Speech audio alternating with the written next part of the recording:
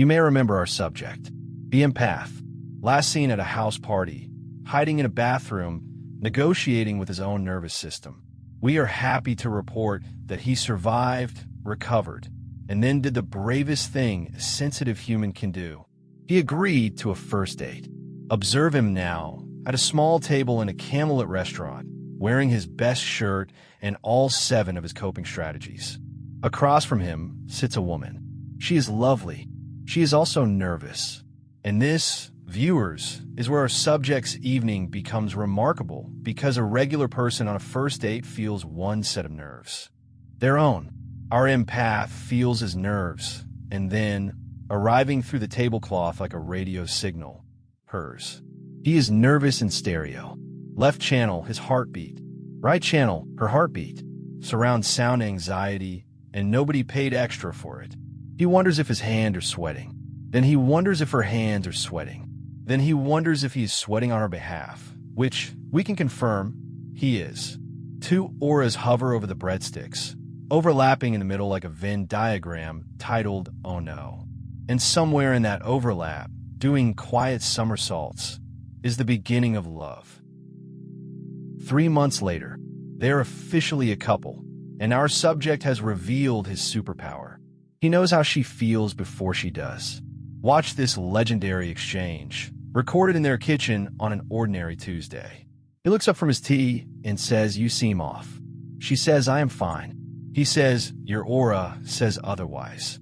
And here's the unsettling part, viewers. The aura is right.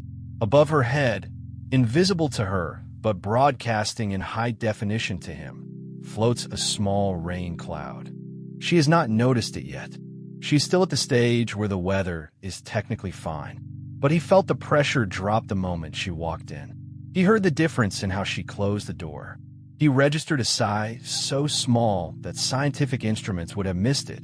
To love an empath is to live with a person who reads the room, and the room, unfortunately, includes you. There is no hiding a bad day from this man. He knew about your bad day before your day did. She calls it spooky. He calls it Tuesday. It is also, as we are about to see, a lot of work. Let's look inside our subject's chest, where the trouble lives. A regular heart handles one set of feelings. His handles 2. There they are, glowing side by side. One labeled mine, one labeled hers. The problem is that the labels keep falling off.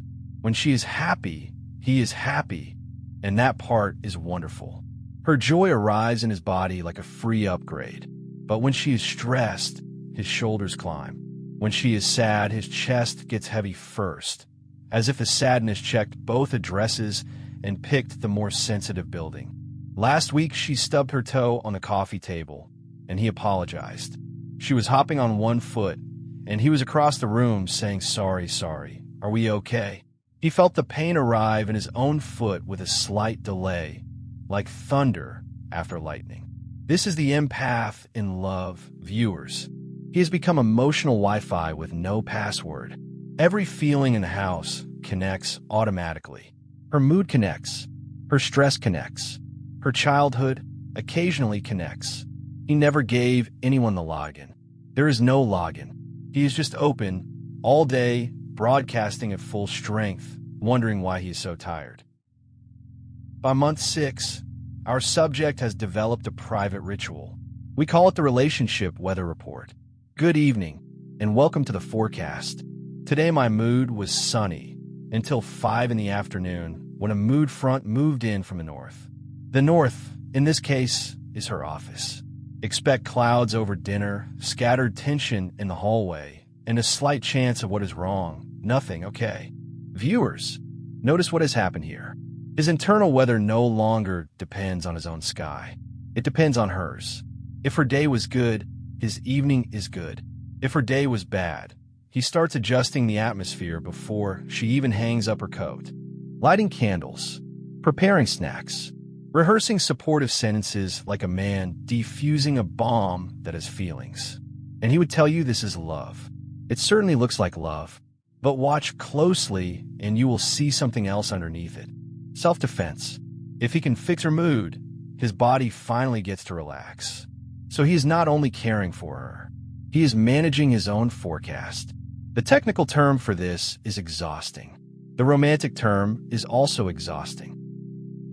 So let us give our subject a sentence that changes everything. 5 words. Is this mine or yours? This is the empath's compass, and it works like this. A feeling shows up in his chest. Before he carries it anywhere, he stops and checks the label. Was I sad before she came home? No. Then this sadness might be a visitor. It can be cared for without being adopted. And here is the practice that makes the question possible. Grounding. Before any deep conversation, he takes 1 minute. Feet on the floor. Breath down into the belly. He imagines roots growing from his heels into the ground, so that when her storm arrives, he bends but does not blow away. Because here is what nobody told him about love.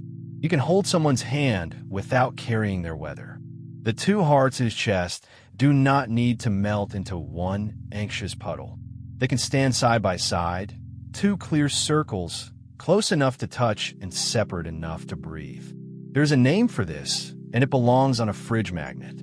Caring without carrying. The care flows toward her. The weight stays where it belongs. And then comes the evening that changes them, and it looks like nothing at all. She has had a terrible day, the real kind. She sits on the couch, and she cries. And our subject, hearing the storm from the kitchen, feels every muscle in his body vote for the old routine. Fix it. Tea, jokes, solutions, a small parade. Absorb the sadness so the house feels safe again. Instead, he does the bravest thing we have ever filmed him doing. He grounds, feet on the floor. 1 breath. Is this mine or yours? Yours, my love. And then he walks over, sits down beside her, and does nothing. He does not fix. He does not flinch. He does not perform the weather report. He just stays, calm and warm, 1 hand resting near hers, his heart clear enough that hers has room to be heavy. She cries for a while. He stays. The sadness moves through the room like rain and passes the way rain does when nobody panics about it. And when it is quiet, she looks at him and says the sentence he will keep forever. That is the most loved I have ever felt. Not fixed, not managed, loved. So let us end this documentary with the finding that matters. Our empath did not fall in love wrong. He fell in love the way he does everything. All the way. And what he learned is what every sensitive heart eventually learns. Love does not require merging. You do not prove your love by drowning in someone else's ocean. You prove it by staying on the shore with a warm towel, fully yourself, fully there. Your sensitivity is not too much for love. It is what makes your love unforgettable. You notice the rain cloud nobody else can see. You feel the joy at double volume.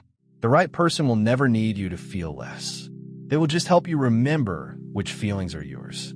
If you're an empath who keeps disappearing into the people you love, and you would like your own weather back, that is what we do at Chenzo Holistic Coaching. Coaching for empaths and highly sensitive people who love deeply and want to stay whole while doing it. The link is below. From head to heart. And before you go, send this episode to the empath who apologized to furniture today. They know who they are. Their toe does not even hurt. Someone else's does. Hey, this is Chenzo. If this touches something in you, like this video and subscribe and share it with somebody who needs it. And if you want real help on your path, come to ChenzoHolisticCoaching.com. The link is below. With love.